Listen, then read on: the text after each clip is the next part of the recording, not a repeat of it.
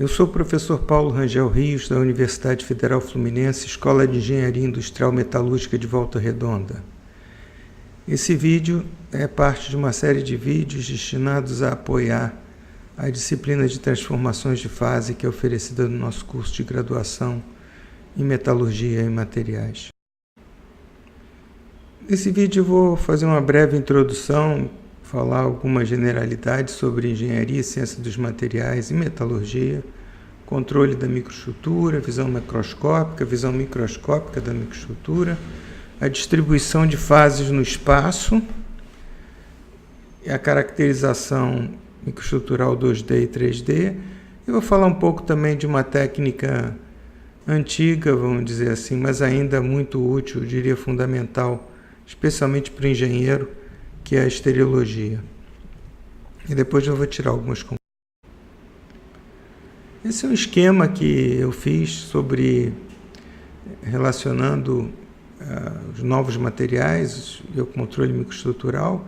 Quer dizer, é óbvio que o controle microestrutural é necessário não só para desenvolver novos materiais, mas como para aperfeiçoar os materiais que já existem, e que nessa busca por novos materiais e o controle microestrutural que vai permitir que esses novos materiais tenham propriedades ainda melhores, nós usamos modelos analíticos, usamos simulação computacional e a própria caracterização microestrutural.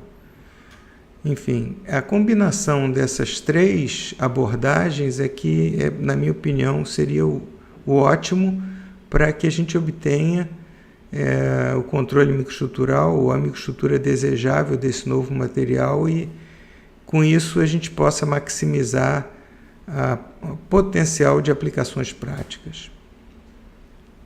Nem sempre isso é possível. Às vezes a gente consegue caracterizar microestruturalmente, mas não consegue desenvolver modelos analíticos simples. Podemos fazer simulação computacional, mas não temos muita possibilidade de fazer uma caracterização microestrutural. Ela pode ser difícil ou pode ser feita apenas em certas circunstâncias. Enfim, por isso que eu acho que essa conjugação dessas três abordagens pode ser bastante importante para o desenvolvimento de novos materiais e, obviamente, que o ponto final do engenheiro é a aplicação prática. Aqui é uma visão de ciência dos materiais como controle da microestrutura, que é uma visão que já existia, por exemplo, no folheto do curso de mestrado que eu fiz no Instituto Militar de Engenharia, nos idos de 1970 e tantos, há bastante tempo atrás, mas eu acho que é um quadro bastante informativo, tomei a liberdade de fazer pequenas mudanças. No centro a gente tem a microestrutura. Então, a termodinâmica, a física da matéria condensada e as transformações nos materiais são três disciplinas básicas que vão permitir que a gente alimente, vamos dizer, que a gente compreenda melhor o que está se passando na microestrutura. Um outro ponto fundamental que às vezes não é muito levado em conta é o processo de fabricação. O processo é fundamental. Não adianta toda a teoria se o processo não é capaz, não é um processo que é reprodutível, por exemplo, um processo que possa ser controlado com precisão, porque não adianta você desenvolver toda a sua teoria de transformações e ter um processo em que a temperatura varia mais ou menos 40 graus. Quer dizer, não vai adiantar a teoria. Sua limitação não está na teoria, sua limitação está em controlar o processo de fabricação. Tem havido um grande desenvolvimento nesse sentido. Eu me lembro que há 20 anos atrás, quando eu comecei a me inteirar melhor sobre o processo de fabricação, eu me lembro que muitas coisas eram primitivas.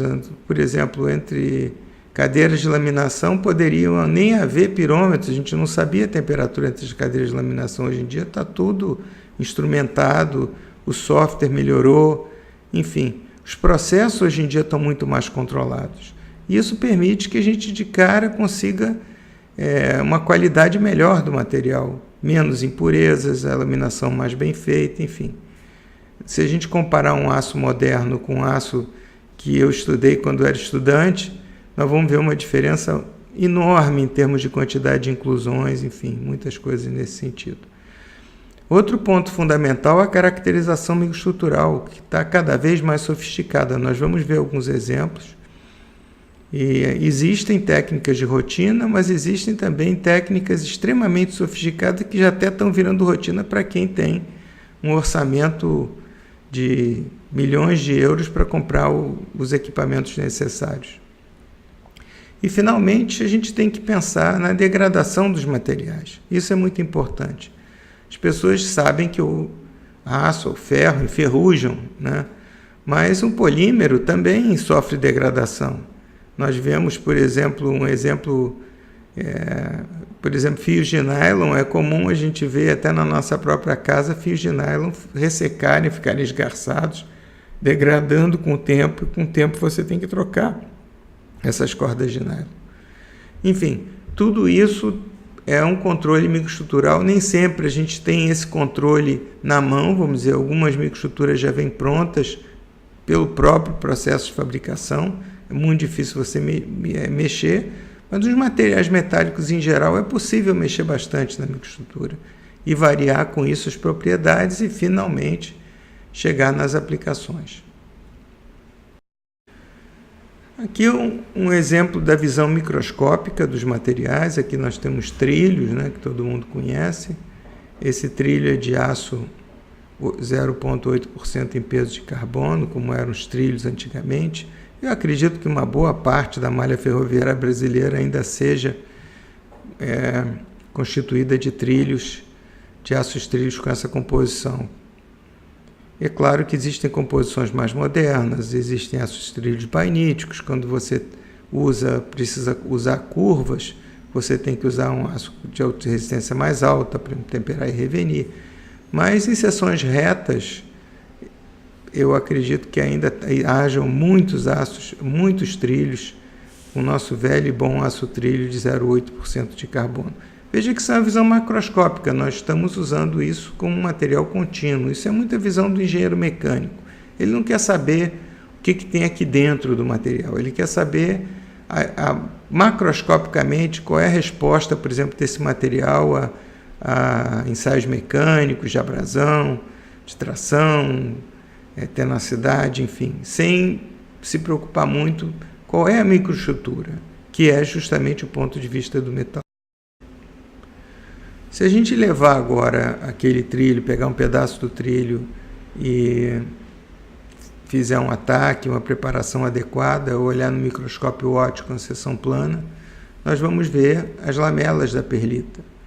Eu diria que a microscopia óptica ela pode ter uma resolução menor do que meio micro, mas eu diria que na prática a gente pode esperar alguma coisa em torno de meio micron, talvez com óleo um pouco menos, até em torno de 1000 vezes a prática da microscopia óptica nos deixa em torno disso. E com isso nós vemos claramente as lamelas, no caso delas serem grosseiras. Quando a lamela é muito fina, o microscópio óptico é incapaz de ver. Nós temos a chamada perlita fina. Aqui é um trabalho antigo, ou um trabalho novo, de Zhang e Kelly, e eles usaram uma técnica que eu me lembro que o meu antigo orientador, Honeycomb, recomendou que eu usasse e fizesse. Eu nunca fiz, que é o ataque profundo num aço perlítico, que esse ataque profundo vai tender a eliminar a ferrita e preservar as lamelas de cementita, como está mostrado aqui na perlita, como vocês sabem, são lamelas de ferrita e cementita. O ataque tende a eliminar a ferrita e a cementita é mais resistente. A gente vê aqui claramente, né, Zhang. Eu falei o trabalho antigo porque o Kelly, desse trabalho, se não me engano, é quase uma lenda da metalurgia, e tem um dos autores de um livro que eu estudei quando era estudante, Kelly Nicholson, que era muito importante na parte de propriedades mecânicas. Então, eles usaram aqui microscopia de varredura, que eu diria que a gente está em torno aí de, num mau dia, 0,02 microns, e diria que um aumento razoável seria em torno de 10.000 vezes. Né? Novamente, microscópios mais novos, mais poderosos, uma amostra bem preparada, talvez você consiga ir, talvez até uma ordem de grandeza menos do que isso. Mas eu estou falando da rotina, vamos dizer, de um exame rotineiro da microscopia de varredura. Eu acredito que isso seja o normal. Aqui nós temos uma técnica avançada, que é a tomografia atômica, Atom Probe Tomography, APT, e ela tem uma resolução espacial de 20 angstrom. É muito boa. Nos permite distinguir basicamente átomos individuais. É uma técnica, os equipamentos são caríssimos. Quem tiver interessado, eu botei aqui o URL do Dirk Rabe, que tem publicado muito com essa técnica. Aliás, vale aqui, quem tiver interessado, procurar os trabalhos do Dirk Rabe, porque ele aplicou tanto técnicas teóricas avançadas, quer dizer, não ele, mas em cooperação com outros, como cálculos de primeiros princípios, quanto técnicas experimentais avançadas como essa, que antes as pessoas reservavam para os materiais ditos novos materiais, e ele aplicou isso em aços, conseguindo resultados realmente muito bons.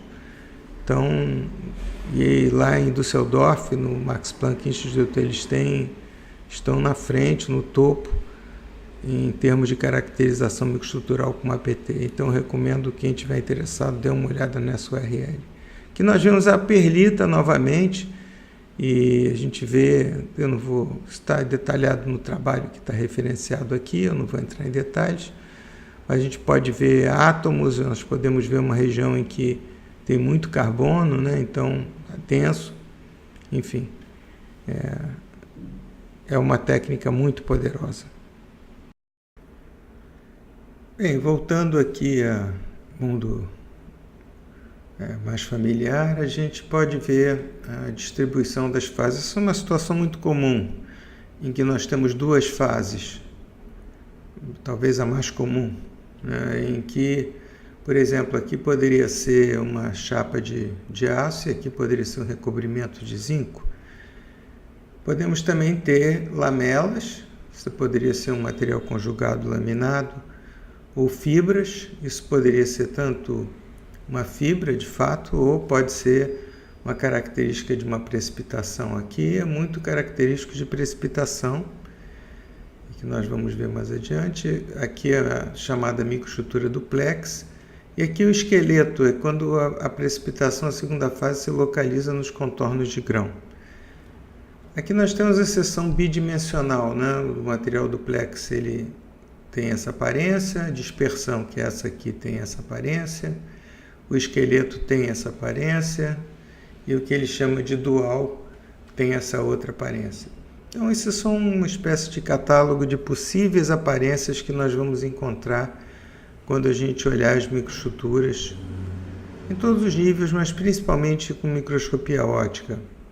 Isso foi feito pelo Ron Bogen, que tem vários trabalhos em que ele procura descrever essa distribuição, inclusive em livros textos vocês encontram parâmetros, por exemplo, no próprio livro meu do Padilha, parâmetros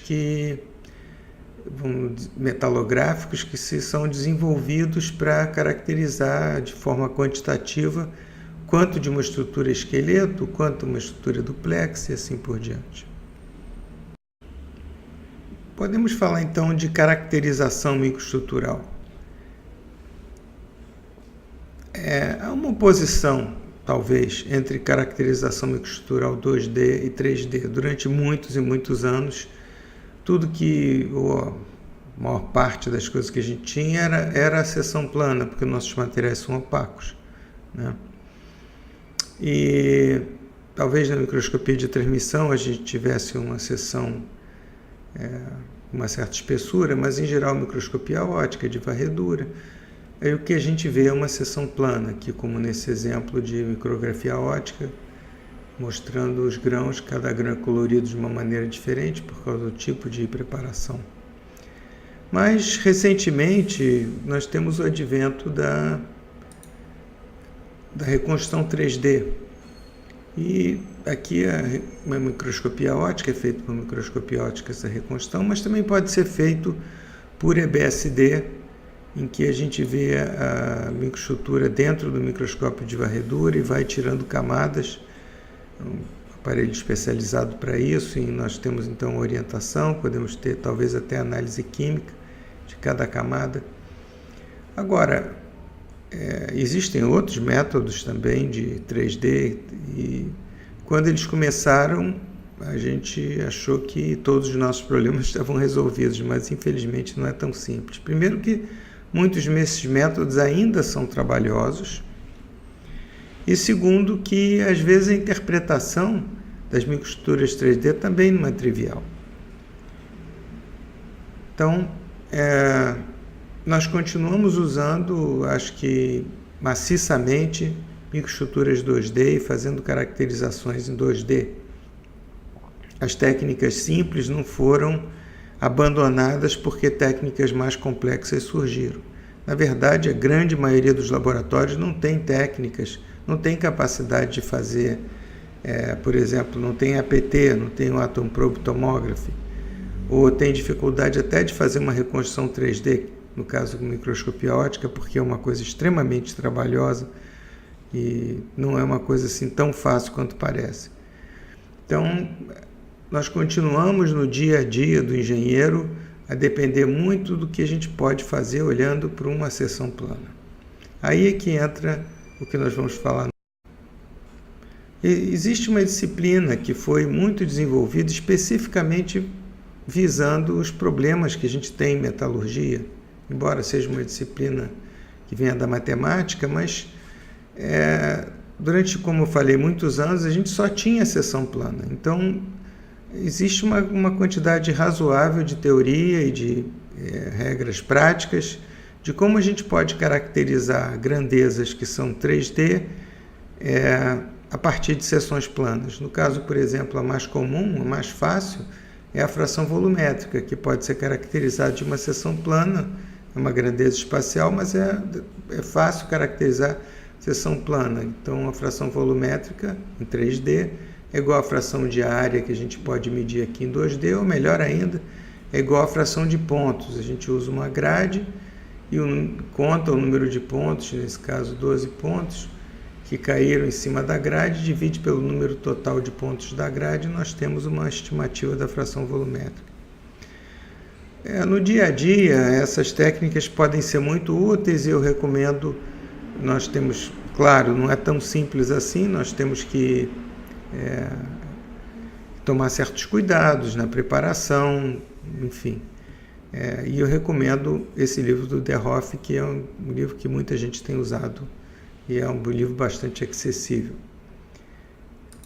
Uma coisa que, vamos dar um outro exemplo, passar para o próximo slide.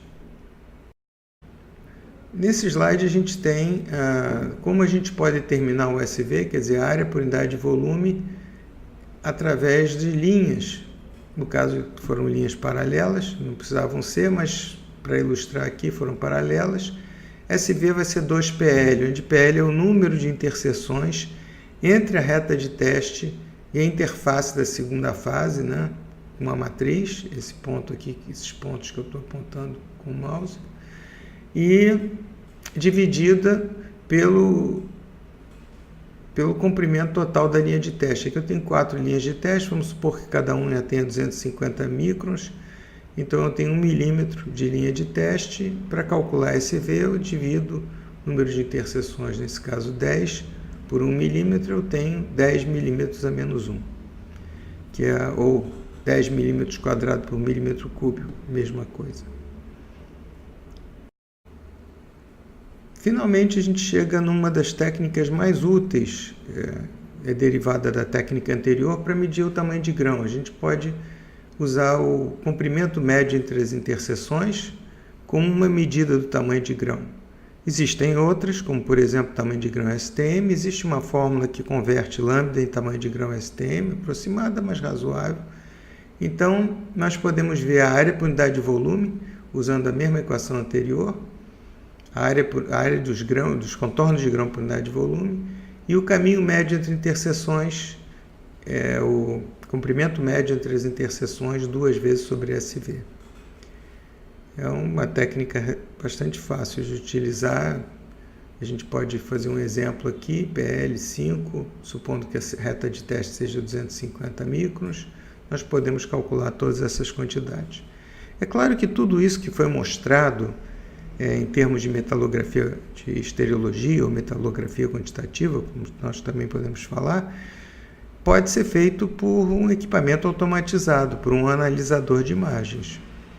Aí outros cuidados vão ter que ser tomados na preparação da amostra, enfim. Agora, eu pessoalmente acho que é sempre bom, mesmo que a gente esteja, a menos que a gente já tenha feito uma quantidade enorme de amostras, esteja bem seguro do que a gente está fazendo, eu sempre gosto de checar o que a gente faz com o analisador de imagem, preparar 1 ou 2 amostras e medir manualmente, quando for possível, para checar se realmente as 2 medidas são consistentes.